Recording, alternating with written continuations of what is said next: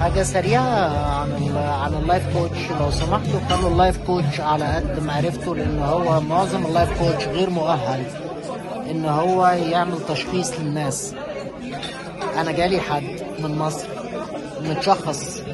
متشخص يعني حد عامل دايجنوزس للحالة، واللي عاملها لايف كوتش. اللايف كوتش غير مؤهل ان هو يشخص حالة، سواء كانت اكتئاب، سواء كانت بايبولر، سواء كانت اي حاجة.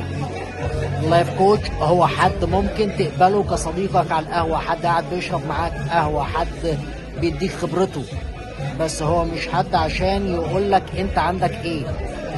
اللي يقدر يقول ده السايكاتريست او السايكولوجيست المؤهل، اللي هو دارس على الاقل معاه ماجستير، معاه ماستر من مكان ما متعارف بيه، اشتغل تحت السوبرفيجن، اشتغل تحت اشراف عشان يقدر ان هو يشخص.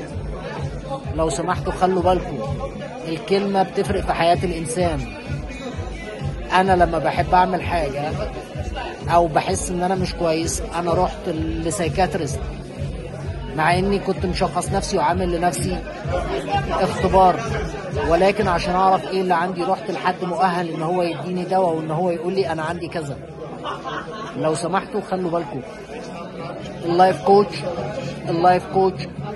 كوتش ده حد تقعد معاه على القهوة، حد شركتك جايباه ان هو يعمل لك موتيفيشن، انما هو شخص غير مؤهل علميا ان هو يعمل ده. اشكركم واتمنى لكم حياة سعيدة. باي باي.